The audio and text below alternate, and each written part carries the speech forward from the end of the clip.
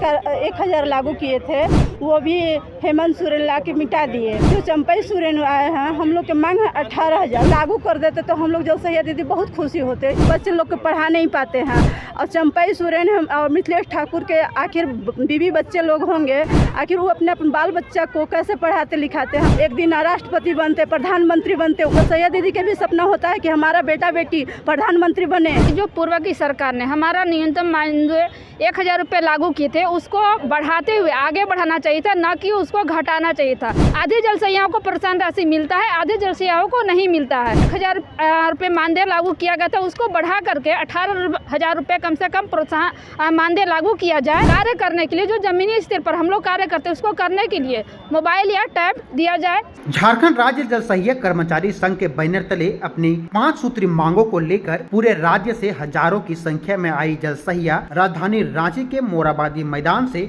लेकर राजभवन तक रैली निकाली। प्रदर्शन कर रही जल सहिया ने कहा कि न्यूनतम मानदेय 1000 को बढ़ाने के बजाय उसे घटाते हुए प्रोत्साहन राशि में तब्दील कर दिया गया है और यह प्रोत्साहन राशि जल सहिया को ही मिल पा रहा है। हमारी मांगे हैं कि मानदेय 1000 की राशि को बढ़ाकर 18,000 की जाए। जमीनी स्तर पर कार्य करने के लिए ड्रेस, मोबाइल और टैब उपलब्ध कराया जाए। यदि हमारी मांगे पूरी नहीं होती है तो हमारा आंदोलन आगे चलकर उग्र होगा। मैं कहना चाहती हूँ चंपई सोरेन सरकार से कि मेरी जो मानदेय है, रघुबर दास 1000 लागू किए थे, वो भी हेमंत सोरेन ला के मिटा दिए।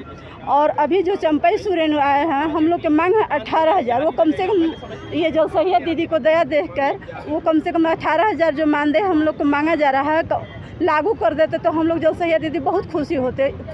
खुशी का हम लोग को कोई ठिकाना नहीं रहता, क्योंकि हम लोग के मेन शिक्षा, बच्चे लोग शिक्षा के पीछे की ओर भाग रहे हैं, क्योंकि हम लोग के ये पैसा की मतलब जल सहिया दीदी लोग के पास बहुत कमी रहता है, जिसके चलते बच्चे लोग को पढ़ा नहीं पाते हैं।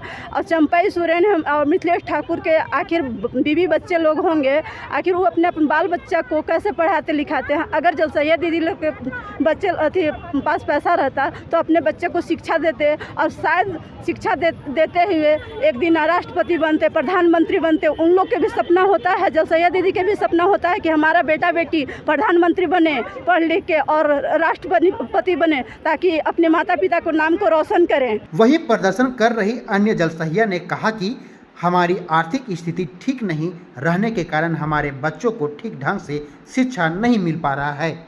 इस कारण हमारी मांगों को अविलंब पहल की जाए। हम लोग जैसे आज यहाँ पर पूरे राज्य से जल सैया संघ संगठन एकत्रित हुए हैं। हम लोग की मांग यही है कि जो पूर्व की सरकार ने हमारा न्यूनतम मानदेय 1000 रुपये लागू किए थे, उसको बढ़ाते हुए आगे बढ़ाना चाहिए था, न कि उसको घटाना चाहिए था। 1000 जो पूर्व की सरकार ने मानदेय बढ़ाया, उसको भी घटा करके आपने प्रोत्साहन राशि में कर दिया। वो भी जो प्रोत्साहन राशि वो भी हमें बराबर नहीं मिलता है। आधे जल सैयाओं को प्रोत्साहन राशि मिलता है, आधे जल सैयाओं को नहीं मिलता है।